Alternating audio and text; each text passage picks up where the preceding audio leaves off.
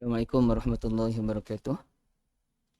Alhamdulillah rabbil alamin, bihi nasta'in ala umuri dunya waddin. Wassalatu wassalamu ala nabiyil amin wa ala alihi wa sahbihi ajma'in. Subhanaka la ilma lana illa ma 'allamtana innaka antal alimul hakim. La haula wala quwwata illa billah. Allahumma anfa'na bima 'allamtana wa 'allimna ma yanfa'una wa zidna ilma. Alhamdulillah ala kulli hal wa na'udzu billahi min hali ahli an-nar. Rabbi ij'al hadha baladan amina warzuq ahlahu minas samarati man amana minhum billahi wal yawmil akhir. Rabbi ij'al hadzal balada amina wajnubni wa baniya an na'budal asnam. Amma ba'd. Fadil barisan imam Jawatan Kuasa Surau Ayahanda Tuan Haji Jahar, tuan-tuan dan puan-puan ibu ayah yang saya kasihi, diharap dalam keadaan sihat semuanya insya-Allah. Dan semoga malam ni tanpa mengira apapun keputusannya, semoga Allah Azza wa Jal menganugerahkan negara yang aman buat kita semua insya-Allah. Memberikan taufik dan hidayah kepada pemimpin-pemimpin kita, sama ada pemimpin yang baru dan juga pemimpin yang lama. Dan ulama-ulama salaf dulu, mereka amat menitik beratkan soal kepimpinan, mentaati pemimpin. Dan bahkan ada ulama yang menyatakan, kalau saya ada satu doa yang mustajab, saya akan doakan untuk pemimpin, kerana apabila pemimpin baik, maka baiklah kita semua insya-Allah. Dan sebab itu kalau kita lihat dalam surah Ibrahim, dalam doa-doa Nabi Ibrahim AS yang telah dimuatkan dalam surah tersebut, maka surat yang ke-260 ya, ada beberapa koleksi doa Nabi Ibrahim AS yang mana doa-doa itu dimulakan dengan doa mendapat negara yang aman. Rabbi ja'al hadzal balada amina, Tuhan jadikanlah negara ini negara yang aman. Jadi kita niat pada negara kita Malaysia. Nabi Ibrahim AS niatnya kepada Makkahul Mukarramah.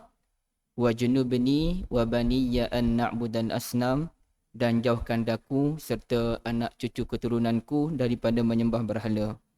Akhir sekali, barulah doa mohon ampun. Rabbana ghfirli wa liwalidayya wa lil mu'minina yawma yaqumul hisab. Lalu ulama berbahas kenapa Nabi Ibrahim AS doanya bermula dengan memohon negara yang aman, bukannya memohon keampunan. Sedangkan kita doa mula minta ampun dulu, barulah doa-doa yang lain. Pun betul juga. Kerana Nabi Sulaiman AS doa minta ampun dulu, baru minta kerajaan.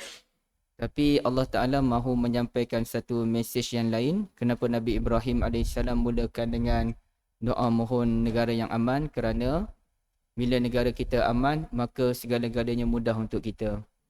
Urusan ekonomi ke, agama ke, masjid surau kita, syarikat-syarikat, semuanya berjalan dengan baik apabila negara itu aman ya. Barulah kaum wanita pun tidak takut untuk ke mana-mana, bahkan kita lelaki pun tak takut nak keluar pada waktu malam kerana aman. Jadi oleh kerana pentingnya negara yang aman, maka itulah permintaan yang selalu kita ajukan kepada Allah Azza wa Jalla. Dan saya secara peribadi paling kurang saya akan doakan negara dan sekaligus mendoakan pemimpin tanpa mengira mana-mana parti politik.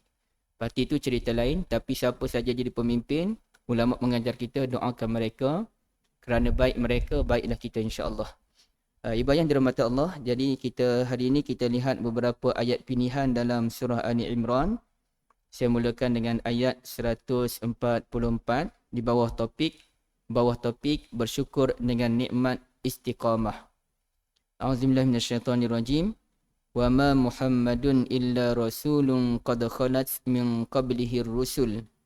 Dan tidaklah Muhammad itu melainkan rasul yang telah didahului oleh beberapa rasul yang lain. Afa imma ta'awqutina qalabtum ala a'qabikum. Adakah bila Muhammad itu mati atau terbunuh, maka kamu ingin berpaling tadah menjadi orang kafir? Wa man yanqalib ala aqibaihi falan yadurrallaha syai'a. Dan ingatlah sesiapa yang berbalik kepada kekufuran, maka ia tidak mampu memberikan mudarat kepada Allah walaupun sekelumit. wa sayajzillahu syakirin, dan kelak Allah sentiasa memberikan balasan terbaik kepada orang-orang yang bersyukur, ya.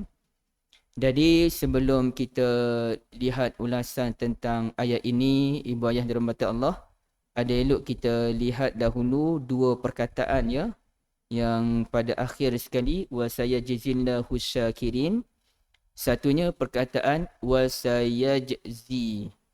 Di situ ada tiga perkataan sebenarnya.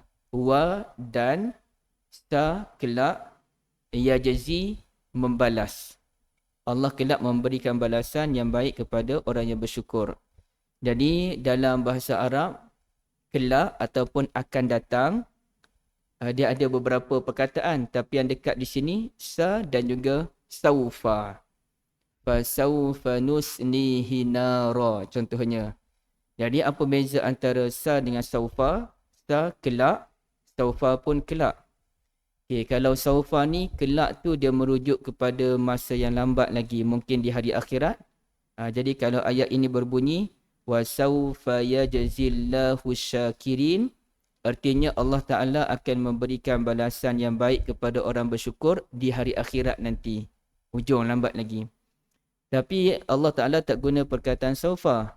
Yang digunakan oleh Allah Azza wa Jal ialah sa. Jadi sa tu kelak dalam tempoh yang terdekat, sepanjang hidup kita di dunia ini, kita akan mendapat balasan daripada Allah Ta'ala tersebut. Itu satu. Yang keduanya kalimah yajzi. Ya, yajzi dalam bahasa Arabnya, tuan-tuan dan puan-puan, ia dipanggil sebagai fi'il mudhari'. Fi'il mudhari' ni artinya sesuatu benda yang sentiasa berlaku. Ya, sentiasa berlaku. Allahu yuhyi wa yumit. Allah sentiasa menghidupkan dan sentiasa mematikan. Bukan sekali je, sentiasa berlaku. Jadi wa sayajzillah, dan kelak Allah sentiasa memberikan balasan yang baik. Jadi ini sebagai satu motivasi kepada kita. Satunya, kebaikan yang disediakan oleh Allah Azza wa Jalla itu tak lama, sikit lagi kita akan dapat. Dan manakala bila kita dapat itu, bukan kita dapat bertempoh. Kita akan mendapat dalam tempoh yang lama, bahkan sentiasa mendapat kebaikan daripada Allah Jalla wa'ala. Okay, satu. Perkataan yang kedua yang digunakan oleh Allah, wa sayajzillahu syakirin. Okay. Asyakirin ini, ibu ayah dirahmati Allah, dalam bahasa Melayunya dipanggil sebagai kata nama. Jadi kita bezakan antara kata perbuatan dengan kata nama. Kalau kata perbuatan, wa man yashkur, sesiapa yang sentiasa bersyukur. Wa man syakara, siapa yang bersyukur. Itu perbuatan. Sesiapa yang bersyukur, itu perbuatan. Tapi kalau asyakir, orang yang bersyukur itu sendiri, kata nama. Jadi kalau kita lihat perbahasan ulama dalam bahasa Al-Quran dan bahasa Arab, mana lebih mendalam maksudnya, kata nama ke kata perbuatan? Kata perbuatan lebih dalam maksudnya daripada kata nama lebih dalam maksudnya daripada kata perbuatan, ya. Artinya orang itu betul-betul bersyukur kepada Allah Azza wa Jalla. Jadi dia bukannya bersyukur tu ada tempoh, ada masa saja dia bersyukur, tak. Memang dia sendiri sudah sebati dengan bersyukur. Ibaratnya kalau kita buat air, tadi saya buat air Arabic gum contohnya. Jadi Arabic gum yang dia hancur tu, kita masuk dalam air masak, kita gaul-gaul-gaul. Jadi kita tak boleh nak asingkan dah air dengan Arabic gum. Macam mana kita nak asingkan? Kerana ia sudah sebati. Jadi asyakir tu, orang yang bersyukur itu ialah dia sudah sebati dengan perasaan syukur tersebut. Jadi itu level yang tinggi. Dan sebenarnya dalam kes syukur ini, yang paling tinggi tak lain dan tak bukan ialah syakur. Inna rabbana laghafurun syakur. Wa qalilun min ibadiyas syakur. Syakur ini ialah orang yang terlalu bersyukur. Sentiasa dan terlalu bersyukur. Itu level paling tinggi lah. Biasanya para Nabi semestinya, dia kalau ada bukan Nabi pun, orang-orang tinggi kedudukan macam Abu Bakar, Umar, Luqmanul Hakim, Zulkarnain, Maryam, Asiyah dan sebagainya. Radhiyallahu anhum ajma'in. Baik. Jadi balasan itu diberikan kepada orang-orang yang sentiasa bersyukur. Ataupun kita nak kata apa ya, pensyukur itu sendiri. Baik. Tuan-tuan dan puan-puan, sebenarnya ayat ini cerita tentang apa? Ceritanya kalaulah Nabi Muhammad itu meninggal dunia, adakah kita ni nak berpaling tadah ataupun tetap berpegang teguh dengan ajaran Nabi Muhammad sallallahu alaihi wasallam? Maka Allah Azza wa Jalla kata, siapa yang berpaling, maka dia akan mendapat kerugian. Dan penutupnya Allah sebut, Allah memberikan balasan yang baik sentiasa kepada orang yang bersyukur. Artinya orang yang tetap dengan ajaran Nabi Muhammad sallallahu alaihi wasallam itulah orang yang bersyukur. Orang yang berpegang teguh dengan sunnatun Nabi sallallahu alaihi wasallam itulah orang yang bersyukur. Maka ayat ini menunjukkan syukur itu merujuk kepada nikmat al-istiqamah. Nikmat tetap maintain dengan agama Allah Azza wa Jalla. Tapi benda tu bukan benda yang senang. Dan walhamdulillah ibu ayah dirahmati Allah, selepas kewafatan Nabi Muhammad sallallahu alaihi wasallam, para sahabat tidak murtad. Yang murtad tu ialah orang-orang yang memang masuk Islam hujung-hujung tu kerana ada kepentingan tertentu. Tapi sahabat-sahabat yang memang melazimi Nabi ni tidak ada seorang pun yang murtad. Bahkan mereka yang membawa agama Allah sampailah sekarang. Sampailah sekarang walhamdulillah agama Islam ini tidak pernah mati pun. Bahkan telah dianut oleh ratusan juta umat Islam sejak zaman dulu lagi. Jadi ini merupakan agama ini telah dibawa oleh asyakirun. Orang-orang yang bersyukur kepada Allah Azza wa Jal. Okay. Ibu yang dirahmati Allah, satu lagi perbahasannya, apa maksud orang yang bersyukur? Okay. Biasanya kalau kita tengok orang yang bersyukur ini difahami sebagai tak apalah dapat mana-mana pun kita syukurlah. Gitu kan. Contohnya kita naik kenaikan gaji dalam RM50. Orang lain dapat ratus-ratus, kita RM50. Tak apa, kita syukur. Alhamdulillah dapat banyak ni pun kita syukur. Okay, itu memang satu pemikiran yang bagus pun. Bahkan itu pun disebut oleh Nabi sallallahu alaihi wasallam, wa man lam yashkuril qalil lam yashkuril katsir. Sesiapa yang tidak mensyukuri nikmat yang sedikit, sebenarnya nikmat yang banyak pun dia tak mensyukuri. Okey. Itu memang bagus. Tapi itu dianggap sebagai level yang pertama. Bersyukur dapat nikmat yang sedikit tu, itu level yang pertama. Level yang paling tinggi, insya-Allah apa yang saya fahamilah daripada ulasan-ulasan ulama, level yang paling tinggi ialah kita bersyukur dengan kebaikan yang diberikan oleh Allah Azza wa Jalla yang banyak itu dan kita kongsikan sebanyak-banyaknya dengan orang. Okay, level yang pertama dapat sikit pun kita syukur. Tapi level yang kedua ni, yang lebih tinggi lagi, kalau kita dapat banyak, kita betul-betul bersyukur pada Allah Azza wa Jal dan kita betul-betul memanfaatkan nikmat yang telah diberikan oleh Allah Azza wa Jal tersebut. Misalnya tuan-tuan dan puan-puan, surau ini telah mengadakan majlis korban dalam raya korban yang lepas dan saya difahamkan banyak lembunya, kambingnya. Alhamdulillah. Ini menunjukkan tuan-tuan insya-Allah benar-benar mensyukuri nikmat kekayaan yang diberikan oleh Allah Azza wa Jalla, bukan sahaja daripada sudut kewangan, bahkan tenaga kerja pun luar biasa dan saya pun difahamkan orang pun datang dengan kelengkapan masing-masing untuk memastikan majlis berjalan dengan baik. Jadi ini anugerah Allah Azza wa Jalla kepada orang-orang yang ada duit. Betul-betul bersyukur kepada Allah Azza wa Jalla dengan nikmat yang banyak dikongsikan. Wa amma bi ni'mati rabbika fahaddis. Ada dulu saya baca dalam surat khabar ke di mana saya lupa dah. Ada seorang makcik ni kerjanya menyediakan makanan-makanan kepada pelajar-pelajar miskin di PPR. Jadi makcik tu kedai dia dekat dengan PPR. Setiap hari dia sediakan makanan untuk orang miskin. Jadi dia dah ada lah kod nama-nama tu ataupun saya tak pasti. Tapi mak ayahnya turun bawa anak pergi sekolah ni, singgah dulu kedai, ambil bekalan makanan, terpulanglah makanan tu mengikut menu masing-masing. Jadi bawa ke sekolah. Jadi sebenarnya dia ada dua orang yang bersyukur di situ. Ada tiga orang lah. Satu ialah orang yang bersyukur dapat nikmat makanan tadi, orang-orang miskin. Alhamdulillah dia syukur. Okay, itu level yang pertama. Level lebih tinggi lagi ialah dua golongan. Satu golongan yang kaya. Seorang kaya yang telah deal dengan makcik tadi. Dia bayar duit sebanyak-banyak pada makcik itu, ya termasuk untung si makcik tadi. Sediakan makanan untuk pelajar-pelajar miskin. Dia yang sponsor. Manakala makcik tadi dia pun menggunakan kudrat dia, kepandaian dia menyediakan makanan, bangun di awal pagi, semata-mata untuk berkhidmat kepada pelajar-pelajar, ya, sampai dia mencari rezeki yang halal, itu satu, pun dia berkhidmat kepada keluarga-keluarga yang miskin tadi. Jadi orang yang kaya tadi ialah asyakir, orang yang sangat-sangat bersyukur kepada Allah Azza wa Jal. Dia betul-betul manfaatkan nikmat yang Allah Azza wa Jal berikan pada dia. Dan menariknya sampai sudah orang tak tahu siapakah si kaya yang pemurah tersebut. Dan sebenarnya si kaya yang pemurah ini bukan seorang, bukan dua orang yang tak dikenali. Sangat ramai jumlahnya di Malaysia pun. Ini disebutkan dalam satu hadis Nabi SAW. Inna Allah Azza wa Jalla yuhibbul abraral atqiya al-akhfiya.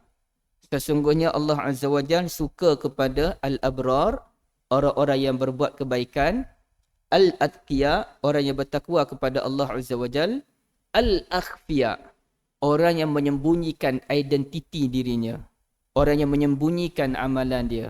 Yang mana kata, saya lupa dah dalam hadis dan seterusnya, allazina in ghabu lam yuftaqadu, ke macam mana saya ingat dah. Yang mana kalau dia tak ada pun orang tak cari dia, dan kalau dia ada pun orang tak kenal siapa dia.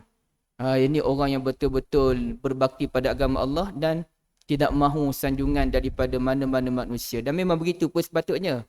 Bila kita sedekah kepada fakir miskin, apalagi kalau duit peribadi, sebaik-baiknya sembunyikan. Tapi kalau kita mewakili syarikat, kita kena cerita kerana wakil syarikat. Dia tak ada isu timbul riak dan sebagainya. Okay, tapi kalau kita bagi kepada bukan orang miskin, bagi pada masjid, bagi pada mana-mana pertubuhan, bagi kepada NGOs dan sebagainya, itu tak apa, kita boleh tunjuk kalau perlu. Tapi pada orang miskin, kata Allah, wa in tu'tuha wa in tukhfuha wa tu'tuhal fuqara. Jika kamu sembunyikan dan berikan pada fakir miskin, fahuwa khairul lakum, itu yang baik. Okey, baik. Ibu ayah dan mata Allah, itu satu perkara. Yang kedua, kita lihat dalam ayat 152. Di bawah topik, melakukan maksiat setelah mendapat nikmat Allah Azza wa Jal amat dibenci. وَلَقَدْ صَدَقَكُمُ اللَّهُ وَعْدَهُ إِسْتَحُسُّونَهُمْ بِإِذْنِهِ. Dan demi sesungguhnya Allah Azza wa Jal telah menepati janjinya memberikan pertolongan kepadamu ketika kamu berjaya mengalahkan mereka beramai-ramai dengan izinnya. Hatta idza fashiltum wa tanaza'tum fil amr wa 'asaytum min ba'di ma arakum ma tuhibbun. Sehingga ke masa kamu lemah, hilang semangat untuk meneruskan perjuangan, dan kamu berbalah dalam urusan peperangan tersebut, serta kamu pula derhaka melanggar perintah Rasulullah SAW, sesudah Allah Ta'ala memperlihatkan kepada kamu apa yang kamu sukai berupa kemenangan dan harta rampasan perang. Dan ayat berikutnya, ayat yang sangat-sangat deep, ibu ayah dirahmati Allah. Minkum man yuridud dunya. Ada kalangan kamu yang sentiasa gilakan harta dunia. Wa minkum man yuridul akhirah. Dan ada kalangan kamu yang sentiasa mahukan kelebihan akhirat. Jadi semoga kita termasuk dalam kategori wa minkum man yuridul akhirah, insya-Allah. Jadi ayat ini Allah Azza wa Jalla dia sebut dua perkara. Allah Taala menepati janji dengan memberikan kemenangan kepada tentera-tentera Islam.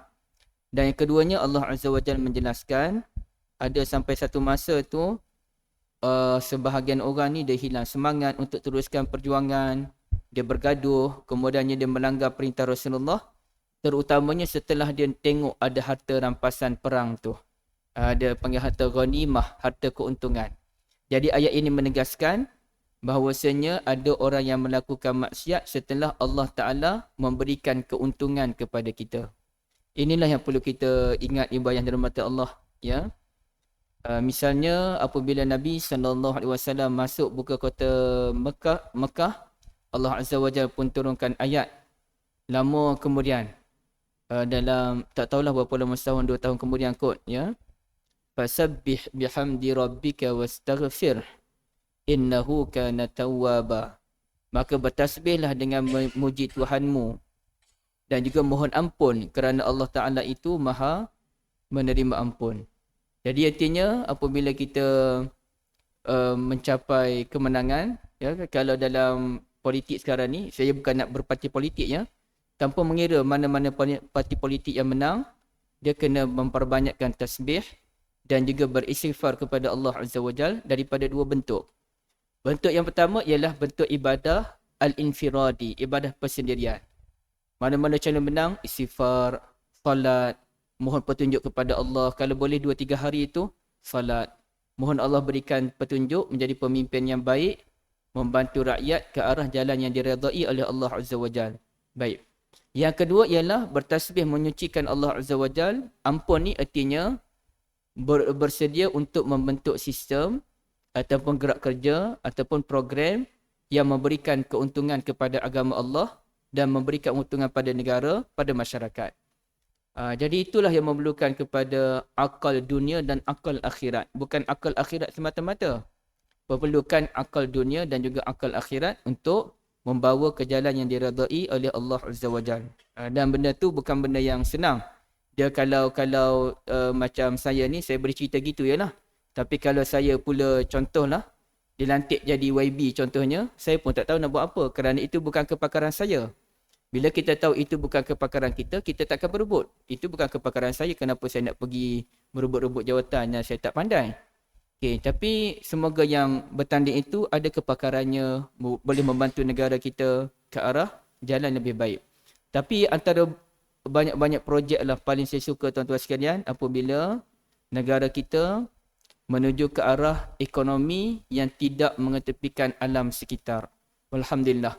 Huwa ansha'akum minal ardi wasta'marakum fiha. Allah Azza wa Jalla jadikan kita daripada tanah, kita kena makmurkan tanah.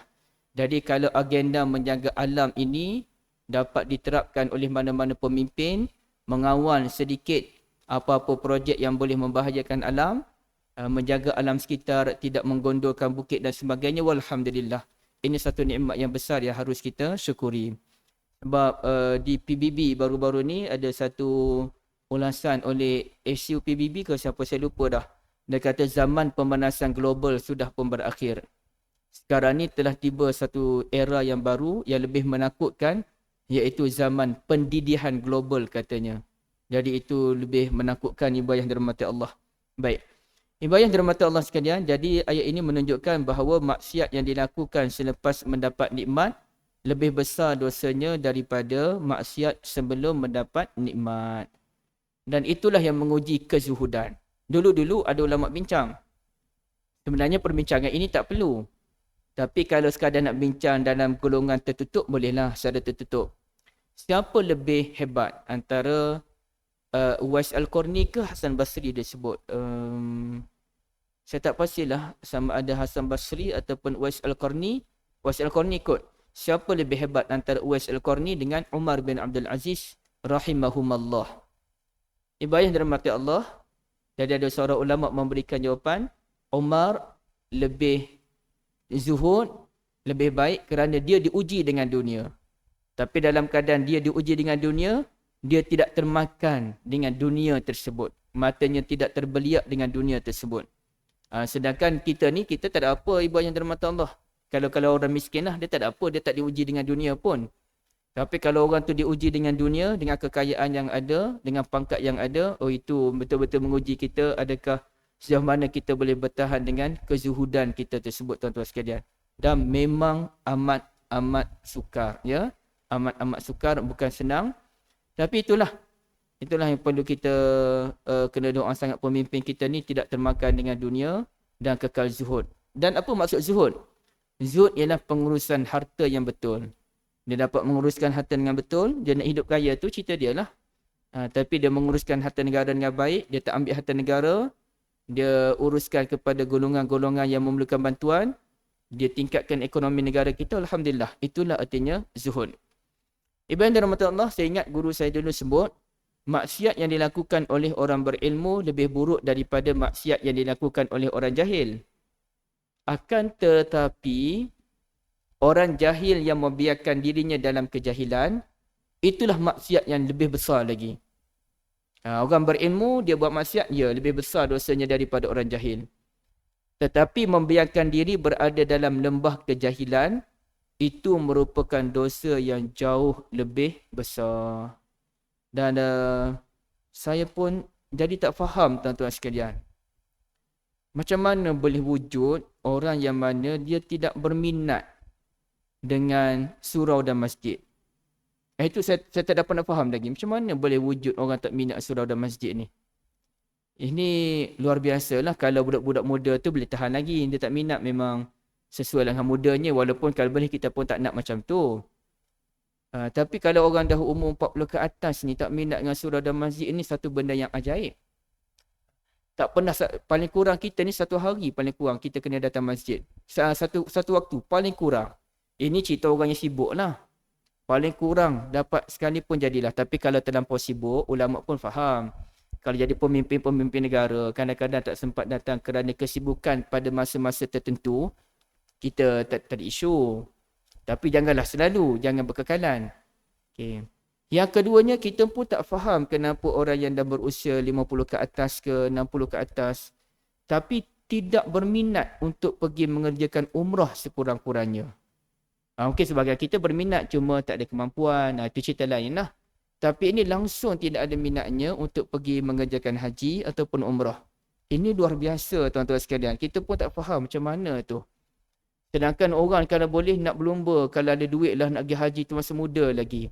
Tapi kalau muda sangat pun kurang sesuai juga. Tapi kalau dah umur 40 ataupun dekat-dekat 40 tu cantik lah. Kerana dia matang sikit, mature sikit.